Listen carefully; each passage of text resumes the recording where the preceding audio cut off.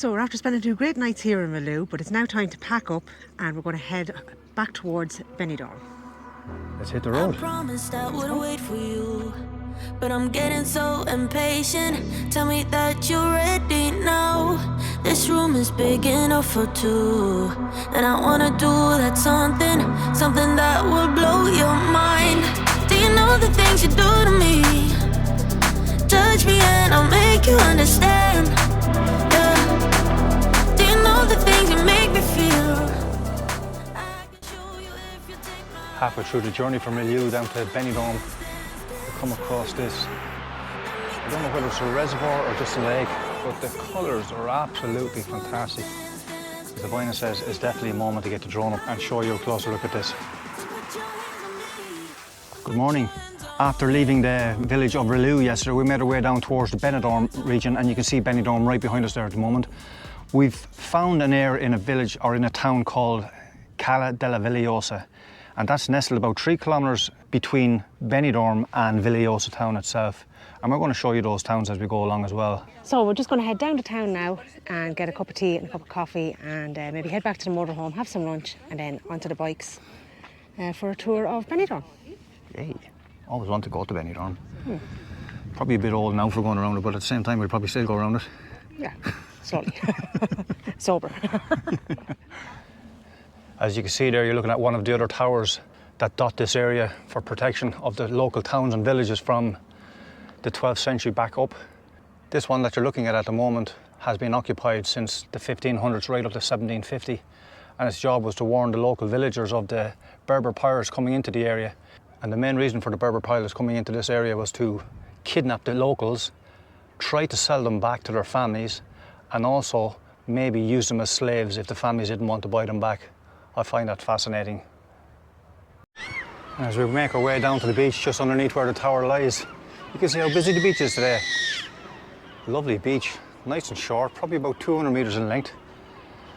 Dotted around by cafes and bars on the side of it then as well. That's exactly where we're going. Brand new set of apartment blocks going up there now, probably about 25, 30 stories high. And this place is full of them, guys. Absolutely full of them.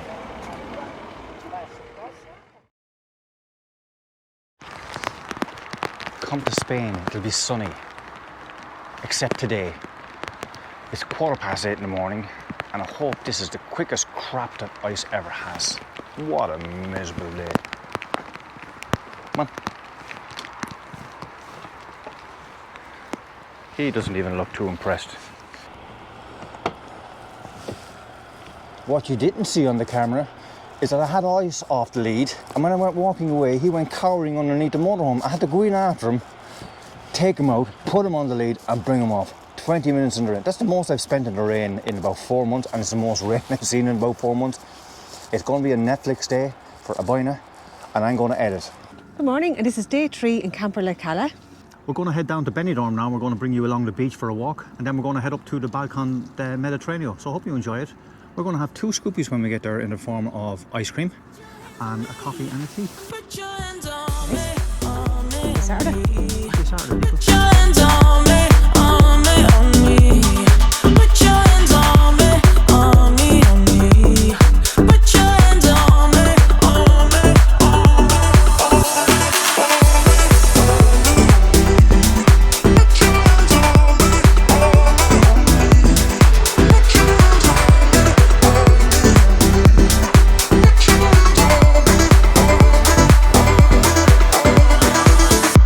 Before you, I was paralyzed, all broken down from heartbreaks. Then you came and set me free.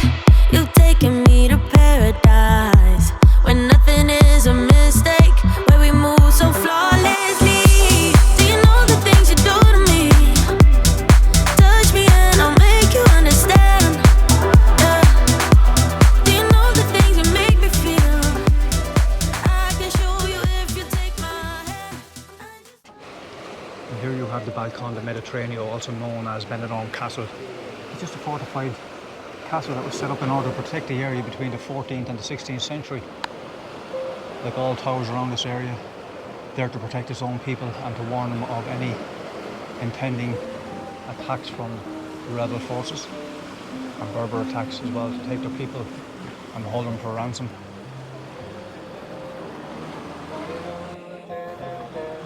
As busy it is today on the 5th of March, you can only imagine what it will be like on the 5th of June.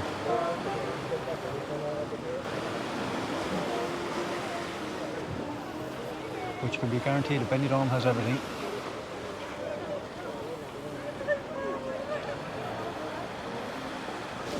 Sorry. You're looking along those beaches there and the fantastic skyscrapers that dot along it. The amount of people that would flock here during the summer would be absolutely immense. And dotted in the background there is the highest mountain in the area, Puke Campana. One that myself and Abina traversed there not so long ago as well, I think around last October. We'll put a link to that in the description of this anyway. And these 4 cannons here would have been the ones that were dotted around the top of the castle in order to protect the city. And now we take the 57 steps that leads right down to the front arch of the castle, which is the last steps that you take between you and the Mediterranean, looking directly out towards BENIDORM Island. So, not long after having our coffee, the weather took a turn for the worst. We had a Netflix night and the following morning we headed back to Alicante. Welcome once again to Alicante Airport. What's happening? I'm off again. This time I'm heading back to Ireland because I need to sign off on my discharge papers from the Defence Forces. I need to get my tooth seen to and I need to get a bit of a physio on my back. Just a flying visit. Today is Monday and you'll be back here on Thursday? On Thursday, yeah. Get home, see my mammy and daddy. 3 sleeps for me without my lady beside me. Stop leaving me all the time. Big comfy bed, mammy's cooking, cups of tea, can't wait. Having said that, she's well acclimatised for going back to Ireland because the weather has been miserable here for the last few days, anyway, hasn't it? It hasn't stopped raining. Seriously, what is that about? Yeah. But I'm sure your daddy will have the fire nice and warm for you. Yeah, I'm sure you will. Well, fire is always going to be nice and warm anyway. Anyway. And just like that, I left Cork again and I'm making my way back to Ireland. I was the girl all alone in the corner, drinking by herself on a Saturday night. I boarded the plane for the short 2.5-hour journey back to Ireland to meet my parents. Pretending that you had the time of your life. Had we met before, instant chemistry, was so glad you came. Had we met before, laughing instantly, but it didn't. Hello and welcome to Tuesday. Abina went home yesterday, as you know. Safe flight, 3-hour flight, so must have been a bit of a headwind on the way back, but she got there safely enough anyway. Back into her arms of her mammy and daddy to pamper her until Thursday. The weather was so bad yesterday, all I done was made my way back down to Cabaroy to the strip area. It just chucked rain for the whole bloody day and evening. And right at this very moment, Abina's in the Curragh Hospital back in County Kildare in Ireland, getting her discharge medical done in order to allow her to become a civilian on Sunday week. Hopefully everything went all well, and that'll allow her to become Mrs. Whelan again. So I got home yesterday and I got to meet my mum and dad, which was great. Had a good catch up over a cup of tea. Today then I got my tooth sorted. I ended up getting a filling. Thank God they didn't have to take the tooth. Got a few other little things done, met up with some family and friends, and now I'm going into work to get them to sign off on my discharge papers. So yeah, wish me luck.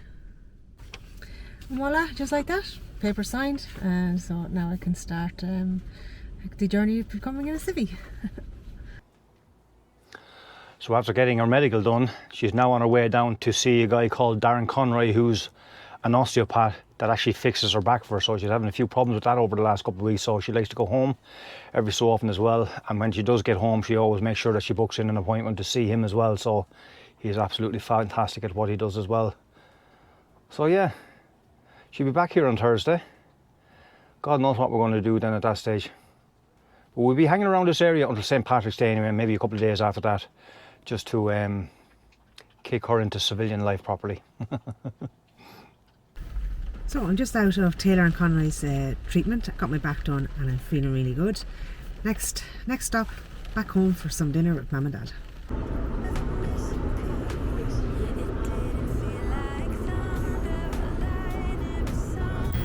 Okay, so I got to all my appointments. I also got to spend birthday with my nephew Tristan, even though it's not till next week. We did an early birthday with him. back up here in the airport.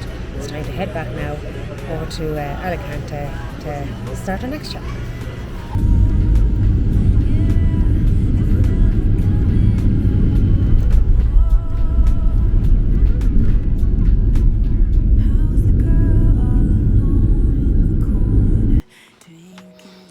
Incidentally, there is a St. Patrick's Day parade on in Cabaroy on the 17th of March. We will be hanging around for that. We're going to record it. We're going to record as much as we can of the whole parade that starts around 3 o'clock, although the festivities themselves start at about 1:30. So we hope to catch a lot of that, and then we hope to upload it on the 18th of March. So hang around for that one. Hopefully we'll have a bit of fun on that day as well. I promised I would wait for you, but I'm getting so impatient. Tell me that you're ready now. This room is big enough for two, and I wanna do that something that will... Hello. I'm parked up here beside the beach up in Alicante, just waiting on Abina to come in. She's due in about an hour's time. She's back from Ireland, as you know. She went back to Ireland to do her signing off medical. But I want to talk to you about safety. And angels, I suppose, because last night I believe an angel actually saved me. Saved Ice, saved the van, saved the day. I was bored out on my tree yesterday evening down in Zenia. I was parked up, getting ready to go to bed for the night, and I said, I'll go out for a drink. I was going to go out for a rock shandy.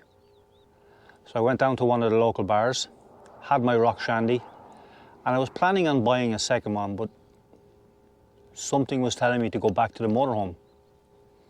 Don't know what it was. Maybe it was the case that I just didn't want another one, or I just wanted to go back to bed because it was about 11:15 at this stage. Decided to go back to the motorhome. I was in the motorhome about 2 minutes and I decided I needed to go to the toilet. So I went into the toilet, and in the middle of going to the toilet, I heard this bang and a kind of like a hissing sound.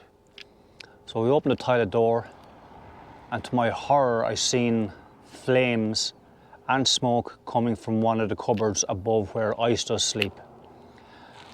What I had up there was a small power bank for charging phones. It's about 5 inches long by about 2 inches wide. You buy them on marketplaces. I got mine on Amazon about 7 years ago. And that had burst into flames. I had left it plugged in all day. I know I shouldn't have, so please don't get on to me about this. This is a total mistake on my behalf. And I also had it plugged in with what I believe now was an inferior lead.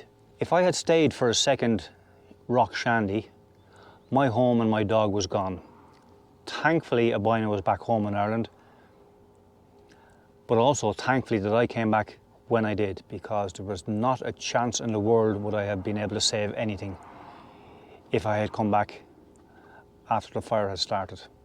So please, if you're plugging anything in, make sure it's plugged in with the correct leads, and do not ever leave them unattended. If you're leaving your motorhome for any reason at all, plug them out. You can always charge them back up again when you come back into the motorhome.